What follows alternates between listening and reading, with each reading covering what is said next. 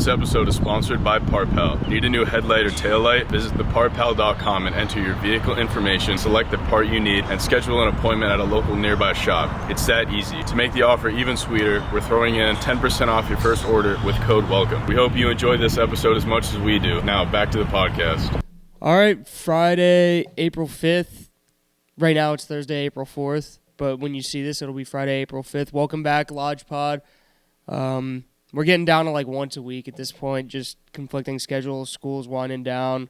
Been a little bit tougher for us to get together and sit down and talk sports for an hour all day out of our day. Some interesting stuff today. A lot of, March Madness is sadly coming to a close. But Masters next week. Yeah, we do have Masters next week.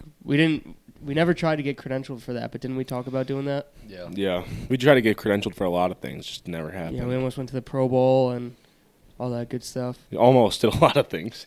Yeah, I know. We didn't go to a USF game. I went to a USF game. Yeah, so did I. I went to a USF game. Let's get credentialed for the NBA Finals. When did you go to USF game, Jack? I could pull it up. Did you guys go together? No, I went for my class. Me and my girlfriend went to the last NIT game when they lost. Oh, that's cute. It was fun. It was a lot of fun, What were the tickets, like $10? Yeah. Nice. No, actually, they were like 30, actually, because it was the NIT game. Oh, really? Yeah. What round did they lose in that? Second round. Oh, shit. VCU. Frauds. I still think they could have won, like, a tournament game, maybe. They definitely should have been in the tournament. Final Four is coming up this weekend. Women's Final Four as well. Shout out to women's basketball. We'll talk about that a little bit, but they're really on the come up. Stefon Diggs trade, MLB opening week. We got Playoffs NHL, coming up. NBA playoffs coming up. So we'll try and keep this one as brief as possible, given the amount of content there is to cover. But let's jump into it. We could talk. Let's wrap up the Elite Eight real quick, and then let's get into the Final Four. All right. It's nice to see Duke out. Absolutely. It's always nice when Duke loses. Yeah, always nice. DJ Burns taking the tournament by storm, dude. I fucking love that guy. Yeah, but it's a shame that he's going to foul out in the first 10 minutes against Purdue because Big Pookie. Don't start yet. Yeah, I saw somebody tweet the other day. I think it was Brandon Walker, and he was like, DJ Burns has already been called for 3 fouls against Zach Edey. It's true, dude. Can I interrupt? Speaking of DJ Burns, you know how they want him to go to the NFL. Jordan Mailata just signed a huge contract with the Eagles. Wait, did he? Yes, he did. What did that come out right now? 3 years, $66 million extension for a guy who was a 7th-round pick and never played football before. It's big. That's what DJ Burns needs to be when he's done winning a national championship. I like him playing basketball, though. That's great news for the Eagles. I do too, Eric. I saw something. Is my mic working? No, it's not. Are you speaking? Can you hear me? Yeah, now you're good. You just weren't holding it close enough. I was reading something, I think it was yesterday. I can't remember who wrote it. I'll go back and find it if it's important. But one of these beat writers that are following the tournament, and they were making the argument, I saw it on X or Twitter, that NC State has one of the easiest all-time paths to a Final Four in tournament history. I'm curious to your guys' thoughts on that. I'll give mine really briefly. I think all-time easiest path? No, I don't think so. If you look at it, like, just from the seeds they played, they've beaten a 2 seed now as an 11 seed. That's pretty impressive. They've beaten Duke, who's a blue blood and, like, a powerhouse school. I think that's pretty impressive. Right? Those 2 wins alone, I think, gets you out of that conversation. But, anyways, I'll leave it. I'll pass it over to you guys on your thoughts on that. Yeah, I mean, well, they lucked out. What is it? Yeah, first round they got to play, or second round they got to play Oakland. Yeah. Which, that was still a good game. Like, that was, like, it almost felt like whoever won that game was going to be this year's Cinderella, unfortunately. To see one of them go. So, yeah, I mean, in that case, I guess you could make the argument, but then you had to go on and play Marquette and Duke in the following 2 rounds. So I think that's a fucking bullshit tweet. Yeah. And it's one of those things, too, where it's like they had to win. They had the ACC tournament. They had to win 5 games in 5 days before March Madness. Like, they were not getting in the tournament without winning the ACC. Yeah. They were lucky in the Virginia game in the ACC tournament. Virginia could have put him away, missed 2 free throws, and they banked in a 3-pointer. And it was like an 80% free throw shooter on the year, too, that missed those 2 free throws. So if anything, their path to the Final Four has been one of the more unlikely ones we've seen. Yeah, unlikely. Probably for sure. since the UConn with Kemba. Yeah. Like, no one, it's like unheard of to go from the first round of a conference tournament, play 5 games, win all 5. Yeah. And then win what? How many did they win in the tournament? They've so now far? won 3. So they've won 8 of their last 8. Yeah. And twice against Duke, and they played Duke 3 And times North in Carolina. 1 month. Yeah. And earlier in the season, they got whooped by North Carolina, didn't they? Yeah. Beat North Carolina in the ACC title game, who proved to be no slouch. Yeah. Yeah, and But if they didn't Baycott win that game, they're not in. fumbles. Yeah. They're not getting in unless they had an auto bid at that point. No. Yeah. Absolutely. They were not. Even if they got to the ACC championship and lost, they were not getting in. So no, fuck that. I disagree. I tend with to that, agree. Yeah. But I enjoy watching them play. They're a fun team to root for. As much as people are like, they're America's team and everything. Like I don't dislike UConn that much either. I mean, I picked them to I like win, UConn a lot. I like Danny Hurley a lot.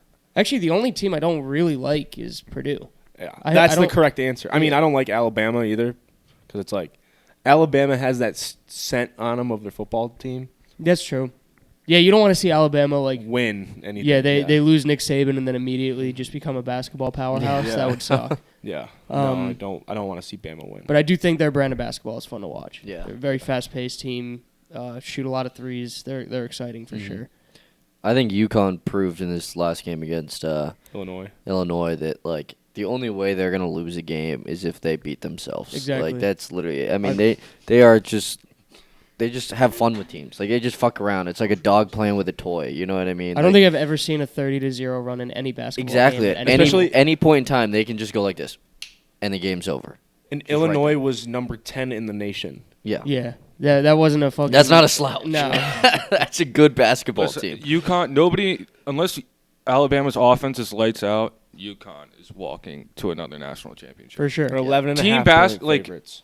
Alabama's offense is if Alabama doesn't beat them, Purdue or NC State doesn't stand a chance with the way they play basketball. Yeah, I think No. even with Edie and the way that he's playing and, to your point, Arrow, with his whistles and whatnot, like, I still just think that they're not even... I mean, they're a talented team, don't get me wrong, but they're across the board. They have 10 guys that you can go and throw out there. Like, their rotation is incredibly deep. They're very well coached, and they have been here before. Yeah. And they've proven they can beat you with multiple different styles of They basketball. can play any type of basketball. So And like we just saw, like we were talking about the Illinois game, like you can stick around with them, but how long can you do that Yeah. for? Can you do that for a full 40 minutes? until they decide they're not having fun with you Yeah. anymore. Pretty much is how it goes. And I think UConn's big man straps down Zach Edey if they play in the national championship. So he's 7'2". He's probably going to be one of the Yeah, tallest what's his name? people. Zach He's a Edey big dude. hasn't seen anybody nearly close to UConn center size He's Yeah. about to or see, skill.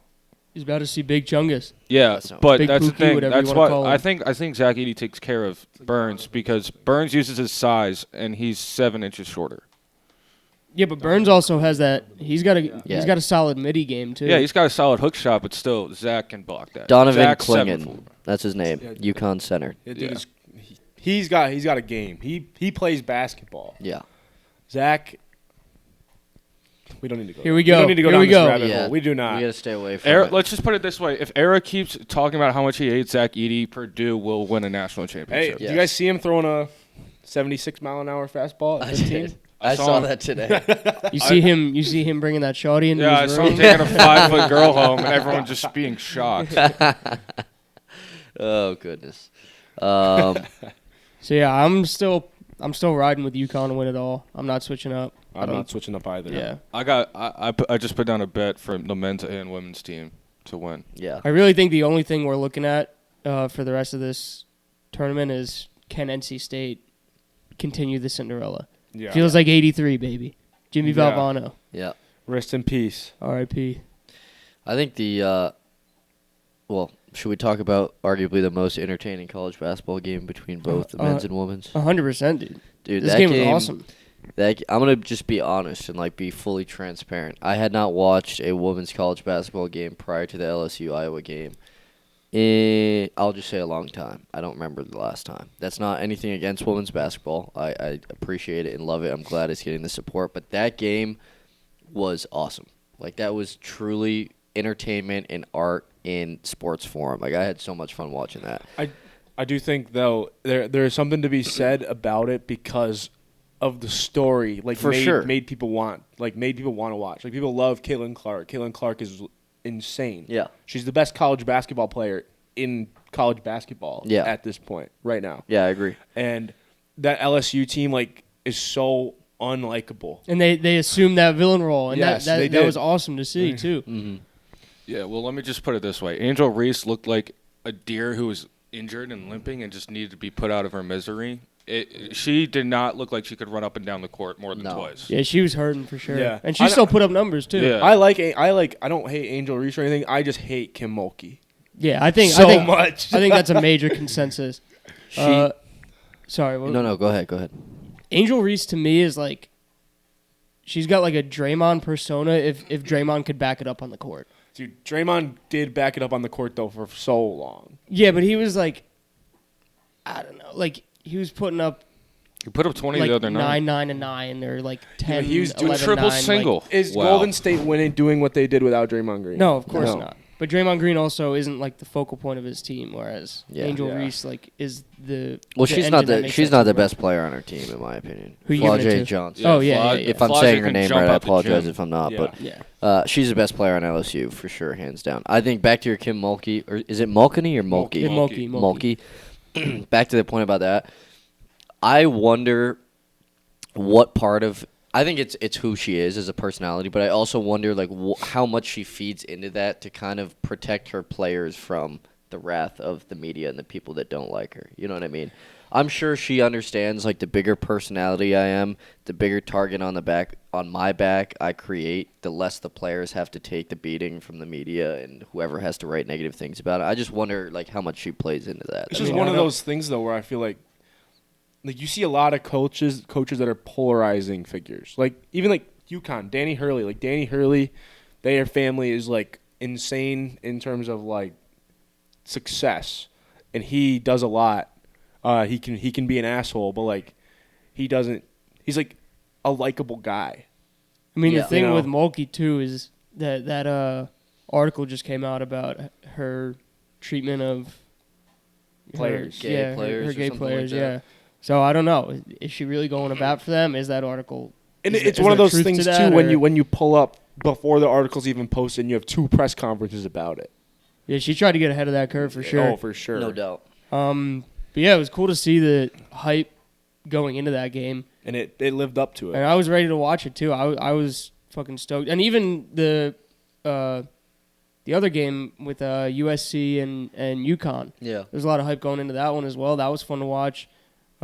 Gino Auriemma is a fucking mastermind. He's going to go down as one of the greatest college basketball coaches of all time. For sure. Paige. So I always thought it was Buchers, but they kept calling her Beckers. Mm-hmm. Is Beckers? It's Beckers. Paige Beckers. Interesting. It's like BUE. She's the only person that can stop Caitlin Clark now. Yeah, she's a bucket too. Dude, seeing on Twitter now people are arguing about like women's basketball and like you see the natural toxicity of basketball Twitter coming out now for women's basketball. I think they've made it. I think women's basketball is here, and I think it's here to stay. No. It's one of those things, though, where it's like, when it's college, like, it means more. Like, yeah, but I saw something. Somebody was like, Paige Buchers is better than Maya Moore, and somebody was like, "The fuck out of here!" and then pulled up like the dopest Maya Moore edit I've ever seen. Yeah, but like still, how many Maya Moore edits have you seen?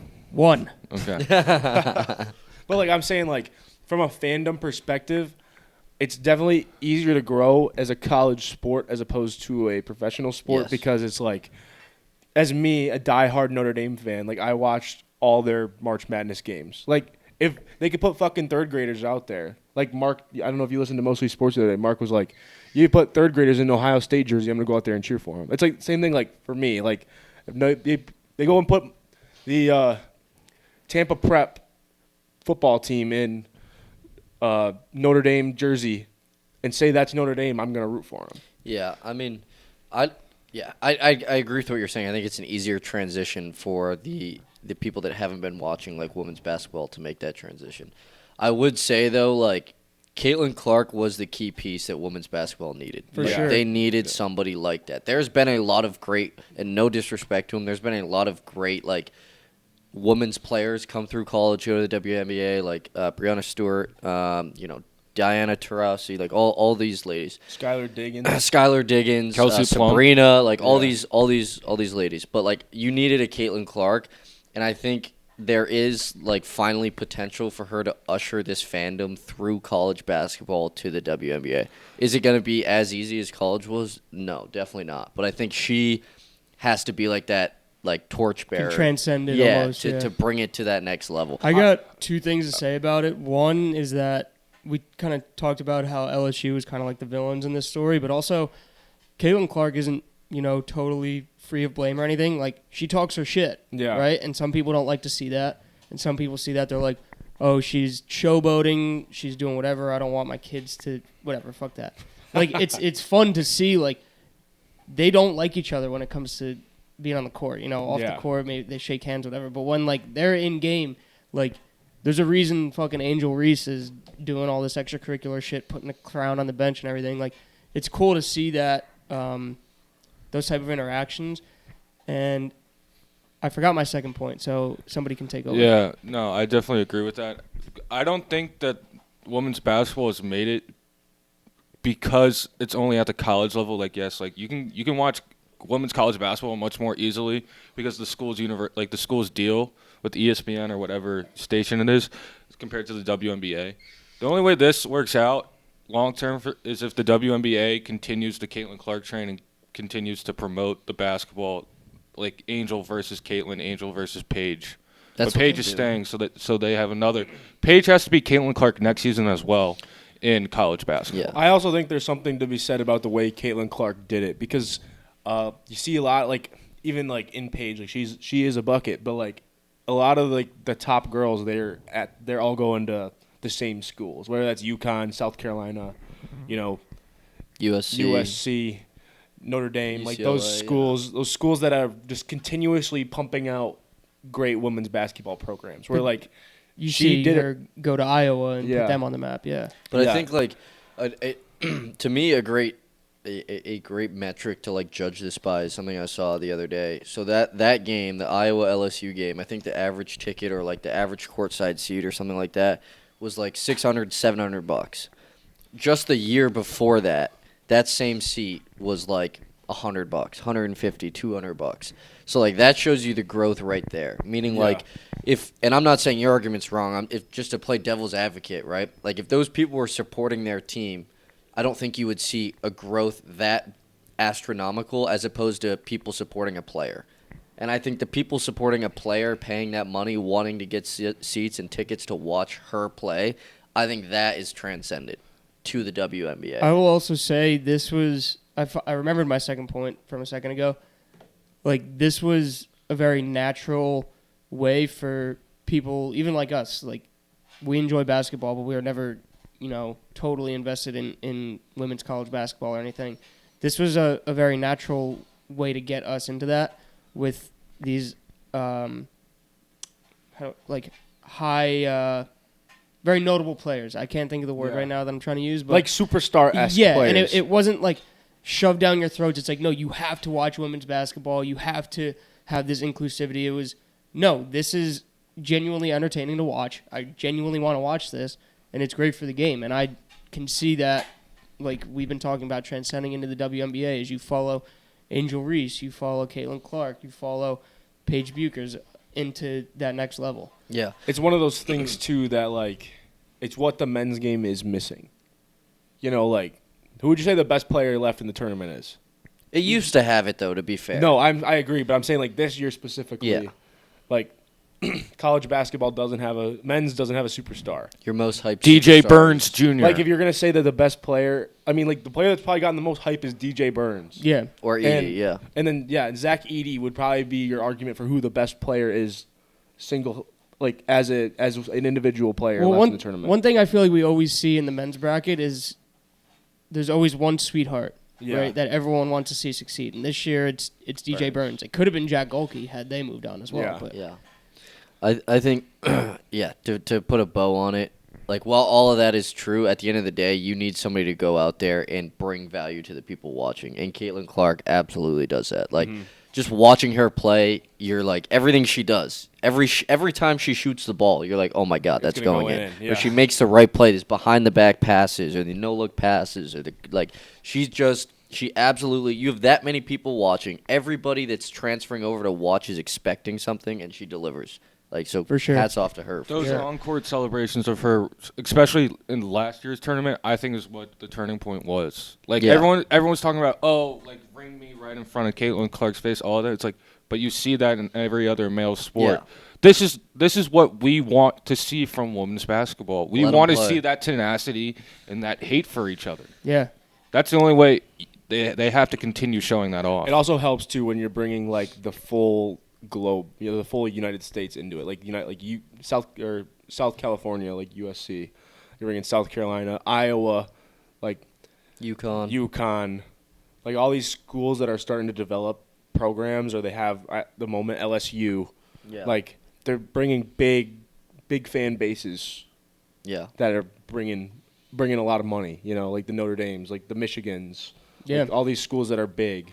Because like that's a thing too with women's basketball. Is you also get a lot of that blue blood in the Final Four, Elite Eight, and that's good for the sport as well because it's going to continue to like more kids obviously are going to grow up and be LSU fans, and they're going to be like, say, like Central Florida made it. Yeah, it's definitely as compared to the men's bracket. Like the women's tournament doesn't really start until the Elite Eight. Per se. It's more chalky. Yeah.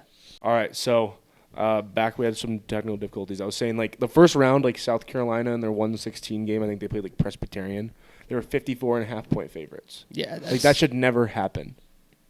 Yeah, I know what you mean. Yeah, I saw one it was TWU. Does anybody know what that stands for? Just a guess. Texas Western. Texas Women's University. Women's, okay. Wesleyan. Texas Women's University. Yeah. Gotcha.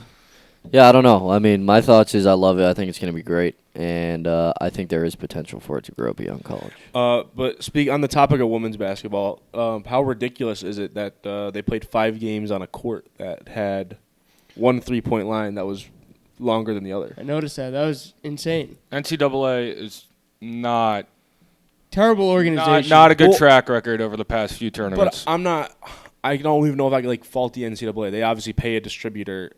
And then, how does nobody at the stadium nobody catches that? The officials don't catch it. Yeah. Like, or coaches are in the skybox or media. Yeah. I mean, there obviously have to be some sort of pregame checks to make sure everything is regulation. And apparently not. Honestly, I don't know. I feel like you would just assume a basketball court's right. I would just think, as a player though, think about it from my perspective, which obviously I'm not even close to this level, but you kind of are just on autopilot. You have certain things that you're used to when you're playing basketball. I would think something would go off in my head to be wait, this is kind of weird. Yeah, this doesn't feel right. Because your natural footing position, when you're going to shoot a 3, you've mentally mapped out where you have to be and where to put your feet. I don't know. I'm surprised that nobody kind of picked up on that earlier, but yeah, that's whack. Yeah, that was good talk. Women's college basketball on the rise. Obviously, men's college basketball going to be what it is. And the Final Four is tomorrow. Yeah. So try to get this up beforehand. Yeah. Switching sports, some big news out of the NFL, blockbuster trade. Feels like this has been years in the making almost, but Stefon Diggs gets shipped out of Buffalo to the Houston Texans for I'd say not an ideal trade package for the Buffalo Bills. And they're eating $30 million in dead cap this year by doing it.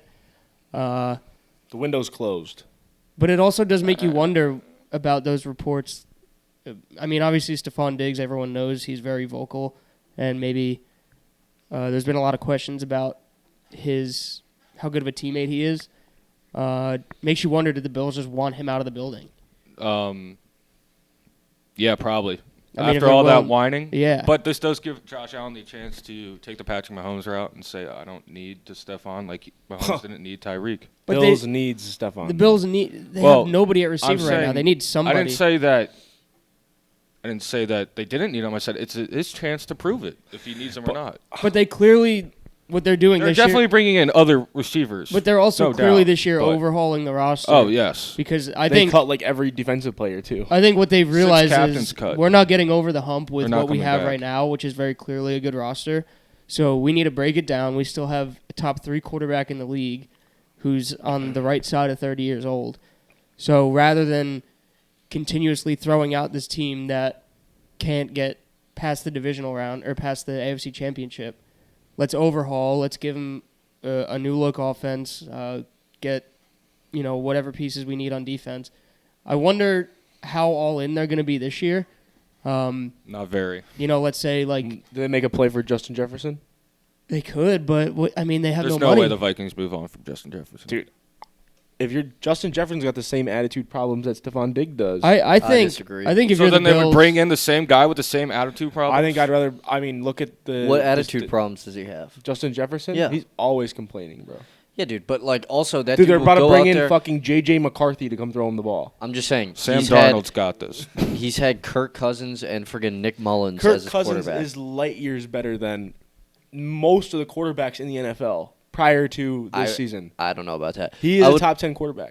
I would also just say though that I don't think he's like a diva. I don't think he's I think Justin complaining. Jefferson is a I don't diva. think so. I disagree with that. I don't think he's reached that status yet. Either. Yeah, I don't think he he's. is. Reached, I think the Nowhere near the level of Diggs. Nowhere I near think the the level. logic brings you to the simple conclusion that Josh Allen and Stefon Diggs just did not get along. What it is I the mean, Bills are probably going to look towards not a Trading Justin up. Jefferson, but maybe a T. Higgins or maybe trade for Brandon Ayuk or something. Or of draft. that sort, or move up in the draft. Right now, their top 3 receivers are Mac Hollins, Curtis Samuel, and Khalil Shakir. That's terrible. You also have to think though, Super Bowl champion that Matt Collins. that just look at. You have, like you said, the top. I think it was you that said it. They still have a top 3 quarterback in the NFL. Look at their division. Okay, we don't know what the Jets are going to be. We'd like to hope that they're going to be competitive, but naturally, you can. What's going to prove that to you? Yeah, how can you say It's that? Aaron Rodgers, though. Then you look at. We'll see. Then you look at New England. They're I bad. don't think there's any discussion there. They're not close. Miami is the same problems that Miami's been having since Tua's gotten there. Miami It's had a 3-game lead on them with 5 games of play and blew it. yeah, so it's I'm not really confident in saying that this should be a runaway division for Miami. So then all of a sudden there you are. You can afford to be kind of I think you said, take a year or two to restructure and you're still going to be competitive in I that don't know, division. dude. I think the Jets make a big jump. I looking at their roster, you would assume the Jets are going to make a big jump, but then you also have to look at the question marks where it's Aaron Rodgers is 40 years old and coming off of an Achilles injury. Yeah, but they won 7 games without a quarterback. Yeah, which they've done for the past few years. But that's what I'm saying. Yeah.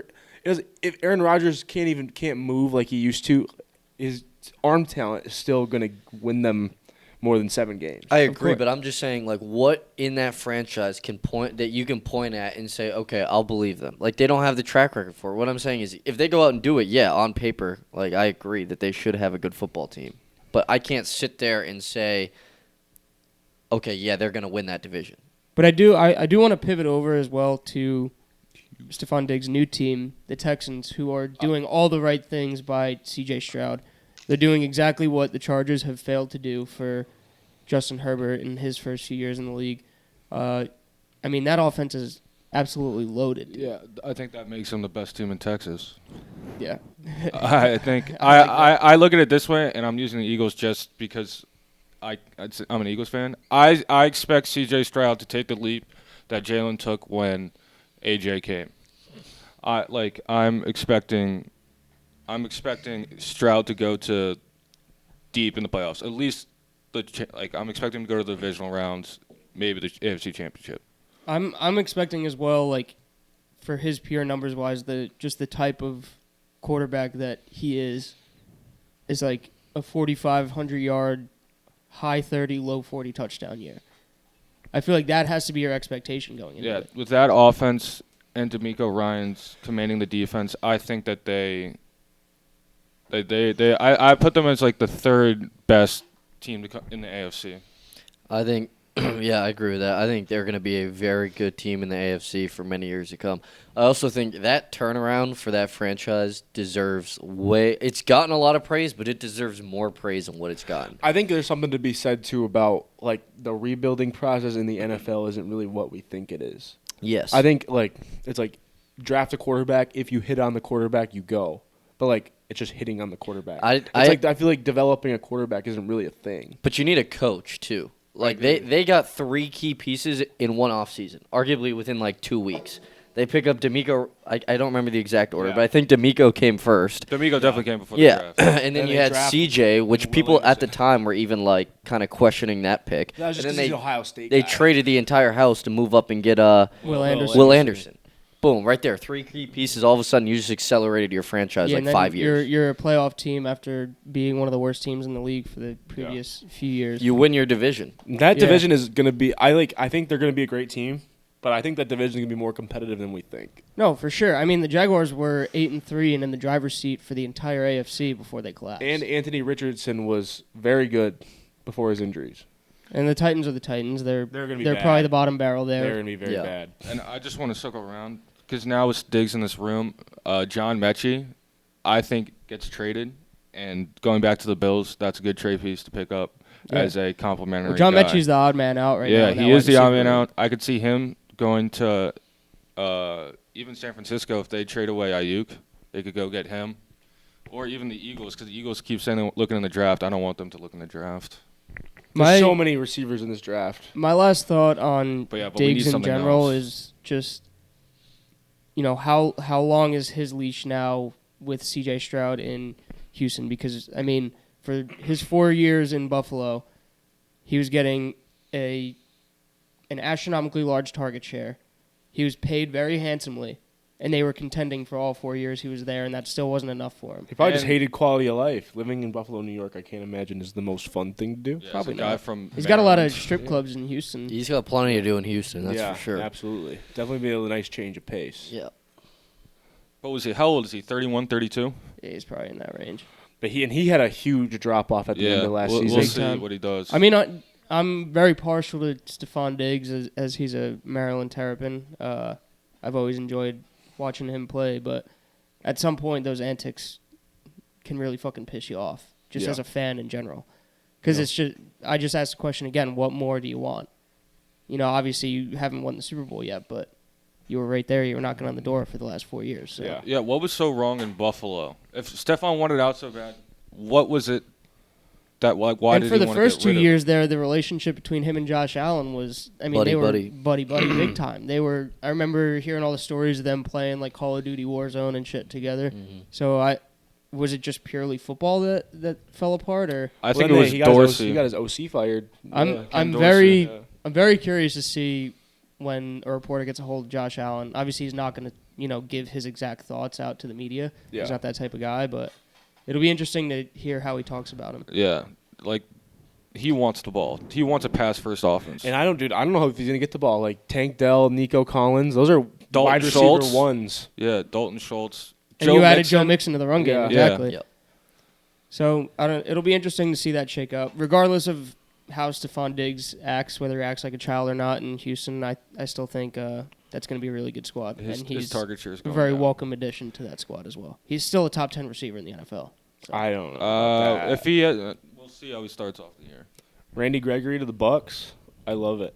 Get the fuck out of here, dude. I do. That was a good pickup. We don't have enough time. It's a vet minimum for a guy like he's never like proved it, but like he can prove it. Like Yaya Diaby, like he doesn't need to do things, He just had to stay off the weed when he was younger, when they tested, and he didn't. So he doesn't have to do things. He's gonna be like a rotational guy. I love him on like third down. All right. What else we got? MLB.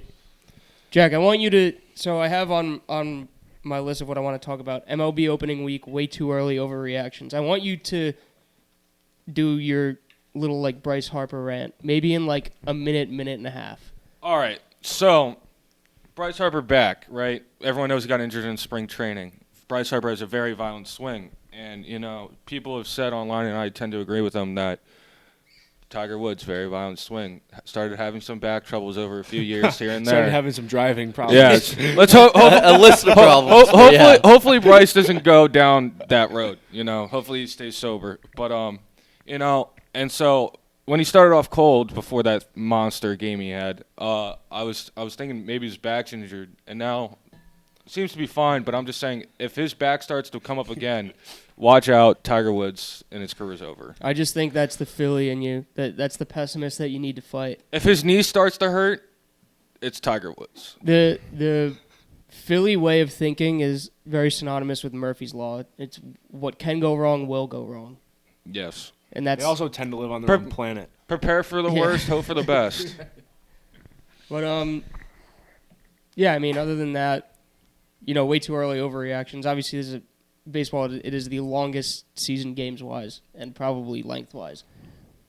I mean, you see how people react. You see the Yankees starting off as hot as they are. Everyone is clamoring World Series. This is finally the year. Yankees are back. I mean, Just wait until July. You have no idea how this season's going to shake It's up crazy, too, because it's like, dude, like, when the Rays went on their run last year, they were like 17-0 or whatever, and then the Pittsburgh Pirates were like 17-7. They came in. I went to the game with my family, and it was like two top teams in baseball clashing. The Pirates ended up not even making the playoffs. Baseball is like they just play so many damn games. Yeah, the Pirates are 5-1. I feel like what you're going to end up seeing is what we've seen for the past few years. You're going to have your Astros, your Phillies, your Braves.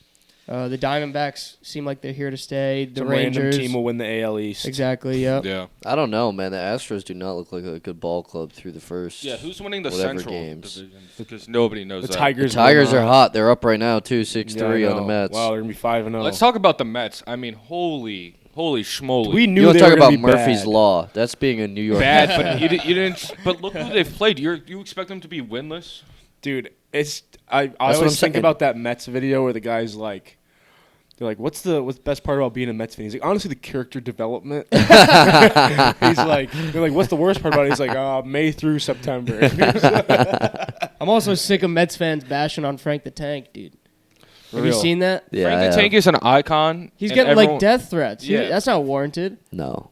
Frank an the Tank's been inspiration through to people. enough. Is he a little fucking outrageous? Of course, but that's who he is. That's what you- showbiz, baby. That's what you love about him, dude. Yeah. I don't see you walking with celebrity after celebrity. Yeah, and he's doing a lot to better himself. He is. He's You cannot walking. He's blame lost a a guy bunch of for weight. bettering Dude, I saw himself. if you bet Detroit Tigers to be the last undefeated team, you would have won like A gazillion They were dollars. like 150 to 1. Weren't we talking about that? And I think I said take the Orioles in that. Yeah. They lost 2 games so far. Yeah.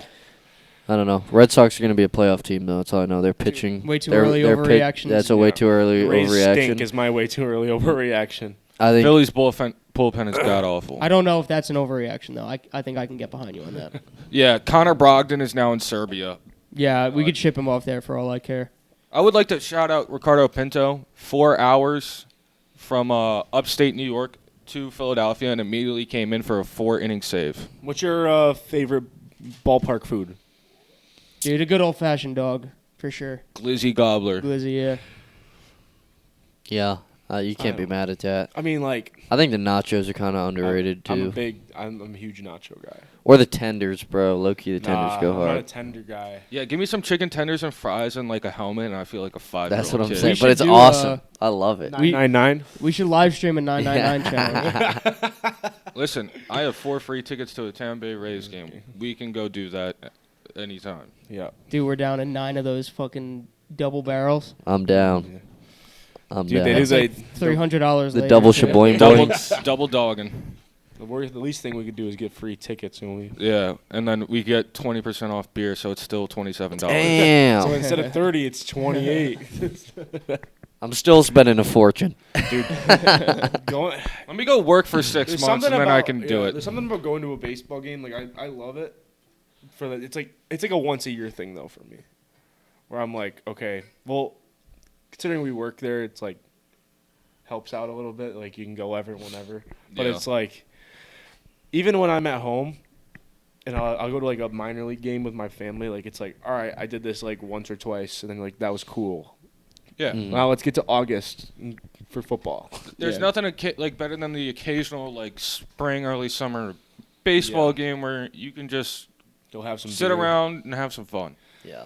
But it's just like once school ends and I know baseball's the only thing on, I'm just like, man, dude, football just needs to get here. Yeah. Yeah, let me tell you that school's ending. Because that's not even Yeah. the greatest like time to watch baseball. If that was like baseball No. playoffs, that'd be so electric. Yeah. But It's a drag. But instead they just bring it during football season and I'm like, just don't care. Yeah, if baseball playoffs were like July, August, like right before the football season, after the NBA and NHL, that would be perfect. I will say, since we're talking MLB, we do have to at least acknowledge that the Oakland A's are fucking pathetic. They now announced today that they're moving the team to West Sacramento for the next 3 years until they open the ballpark in Vegas. That's crazy. Do you Their know, owner's a fucking stooge, a scumbag. So I think that stadium can hold there's 10,000 fixed seats and it can hold What stadium are you talking 14,000. about? The The one in Sacramento Sacramento? Stadium can hold like 14,000. They might sell out. Their last game compared to the Oakland A's last game, they outsold the Oakland A's. What, is it a AAA? It's AAA for one of the other teams, and so they're just gonna, I guess, who knows? Maybe a AAA team might be playing the Oakland. Talk Stadium. about like It's like the Coyotes in the NHL. Yeah. I want nothing more, and this isn't, this has nothing to do with the Oakland A's or their fan base or the players and the personnel. This is strictly like my vendetta against the owner for John Fisher. Yeah, for being just a dick. I want to see that franchise fall on its face in Las Vegas. I mean, they've already Burn, fallen. baby, burn. Yeah. No, but I mean in the sense that this dude is pouring money into a dead horse. Robert Manfred needs to do something about this. Thank you. And it's, like, that's funny- why he's the worst commissioner in As pro a commissioner, sports. you cannot. As a commissioner, if you want your league to survive and be healthy, you cannot deliberately have teams just crash and only be there to make money. You got to be there to win. Yeah. You win, you make money. Or not even that. I think you just need to. Your owners and your ball clubs, their number one responsibility is to the fans. And this guy basically told the fans in Oakland to go fuck themselves. He's slapping them in the face. That's Family clear. friendly, family friendly. mean, like- Excuse me, to go heck themselves. Like, he is a douche bag. Like, he doesn't care. I thought you were going to stop at douche.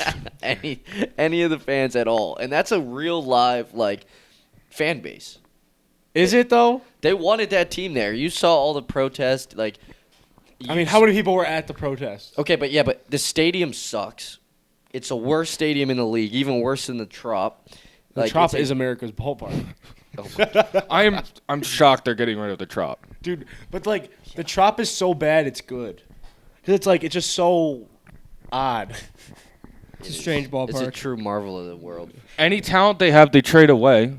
Like That's what every baseball team does. The Orioles are going to do that when it comes up to having to pay all those dudes. What's no, his it's name? no, they're not. Steinberg? That's their championship window. No, they're going to get They just got new ownership. They're not doing that. Like that guy died out the way. Rest in peace. Whatever. But he did not want to win. The end. It's funny that we're talking about how like relocation for the A's is bad, and then you like look at the NHL and like what they're doing to try and keep the Coyotes in Arizona is actually just like bad. insane. Yeah. Like Where did they play? Arizona, they play at Phoenix. Arizona State right now for 5,000 people.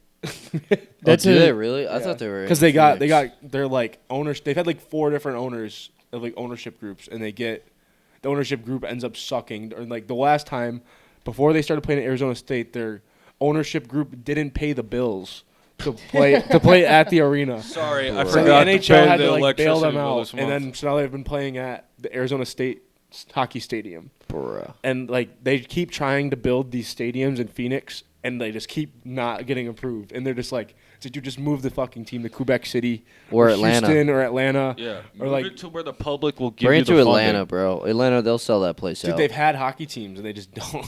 Yeah, I know, but I This think is a good natural pivot now. We can get into yeah. NHL and NBA to wrap this episode up. Let me start this off. Just want something to say real quick. The years, The years are back. dude, The years are back. the years are trying to go golfing real soon. Yes, they are. But as Coach said, stay steady, stay fast, and Torts. we'll get to the end. So what do we got? The Rangers are favorites right now to win the President's Cup. yeah. Yeah, they took the lead over from your President's Bruins. Trophy. Let them have it, honestly. We saw what happened the last year when the Bruins had the President's Trophy. I don't want that anywhere near my franchise. I think you want to win the President's Trophy this year if you're in the East, though, because your consolation for as of today, April 4th, the consolation for the second place team in the East gets the Toronto Maple Leafs or the Tampa Bay Lightning, Mhm. who have 91 and 95 points, or the first seed gets either let's go to the wild card. The Flyers. You're either gonna get the Flyers, the Dogs. Capitals, the Red Wings, the Islanders, or the Yeah, I mean, which is a significant drop off compared to the Lightning. for sure. Tell me what team on that list has more heart than the Flyers. Tell me. A handful. None of them. None of them. Dude, I love Couldn't even come up Tortorella with as a one. coach, though. Yeah, Torts is great, dude. He's he's a walking soundbite. I think Rangers are going to fall on their face Again. again. Just like they do every year. Yeah, so what are we thinking? Because I'm not as attuned to the NHL. I enjoy watching the playoffs, but I also feel like even as a casual NHL fan, it's probably one of the harder playoffs to predict. It is, for sure. Dude, I love Florida. Panthers? Yeah. I just like they play like such a hard-nosed style of hockey that transcends into like any way. Like a team like the Lightning will play fast, but like if they play the Panthers, like the Panthers will slow that game down. Also, this isn't necessarily playoff related, but how awesome was that fucking line? Oh, that line brawl yesterday, that was sick. insane. It's just sick. one of those things, dude. And it was like, I don't know That's why hockey. did they not pan out? Yeah, I know. It's like, That is hockey. Yeah. like I there's wish I 5 did. fights going on the ice, and we're like, yeah, They let's just picked watch one. Rempe and like I get it because that was like the main event. That was like the main card to watch, but like, dude, just like pan out. Like let's see Rempe, it I think all. we've talked about it on the pod, but Rempe is literally just a goon. Yeah. He's just there to fight. I He's wanna- an enforcer. I want to know how there was 10 players involved and only 8 of them got ejected. How do you not eject the other 2? I don't know. That's fair. But dude,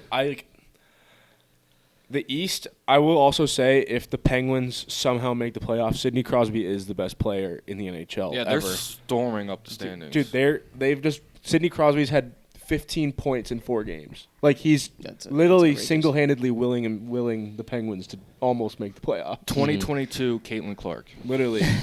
And he's like 36 years old, just willing the team. But the West is definitely very tough.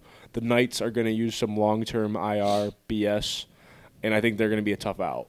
And then in the NBA, the West is also very tough. Yes. That Western Conference playoff race is Those heating top up. 3 It teams is. are all within like a game of each other. The Thunder just lost to the Celtics by 35 last They've night. Hey, lost they a didn't have few in a SGA, row. all right? They Yeah. didn't. They still looked atrocious. They had everybody else. The thing with the Celtics winning that game by that much is they don't even fucking need it. That was honestly so laughable. The thing about the Celtics, too, is like they just are so random. I'll tell you what, Owen, this Celtics regular season is gearing me up for the downfall. I'm going to be in your ear big time. That's all right. I mean, you guys can say what you want to say, and I could take up this whole podcast about talking about why it's not going to happen. I won't do that.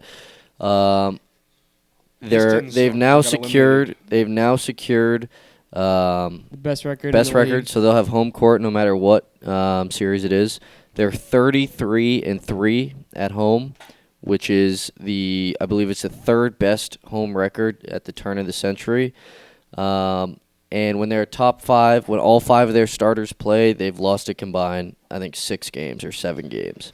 There's bad losses on the schedule. They lost to Atlanta twice on a back-to-back. I could say the team plays better without Trae Young, which is true, but still you shouldn't lose to that team. But at the end of the day, I'm happy with where we're at. I do want to say, and then I'll turn it over, I think the 3 of us can all agree on this.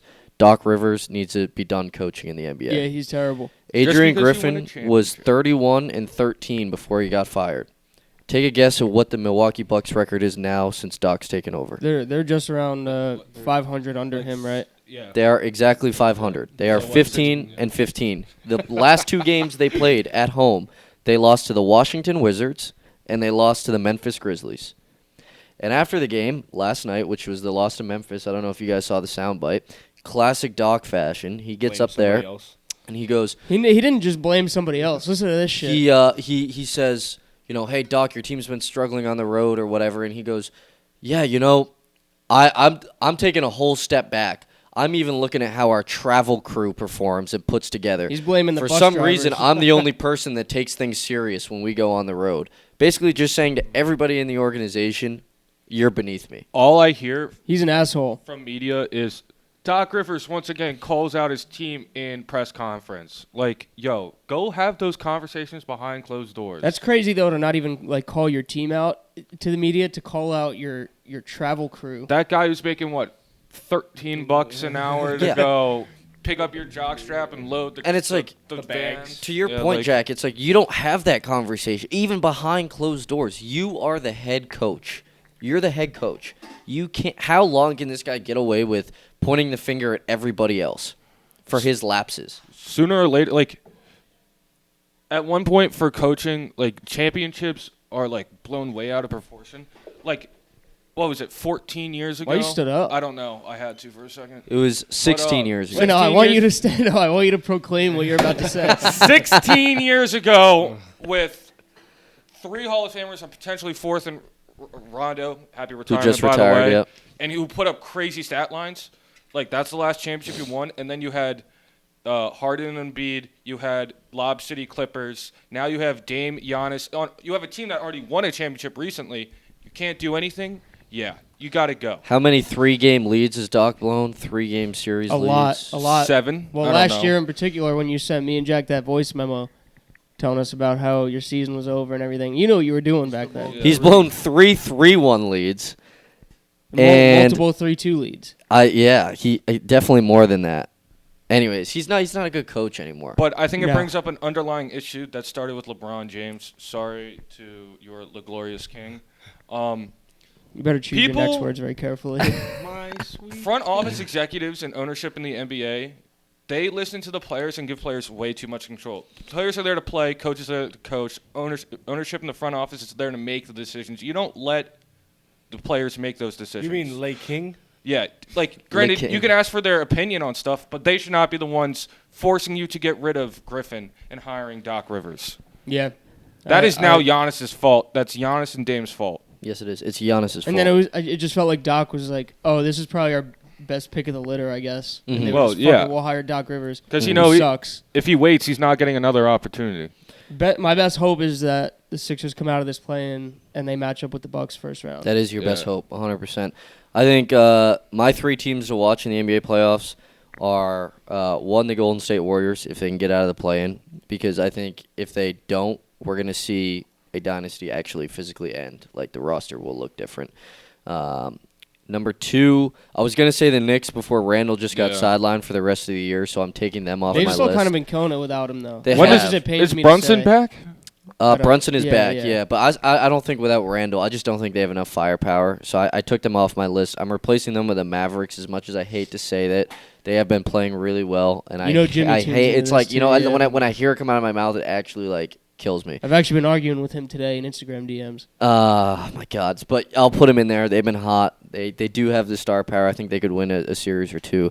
And in the East, I would say I just want to see what the Cavs do. The Cavs have been floating around the 2-3 spot, but they've been like this all year, up and down.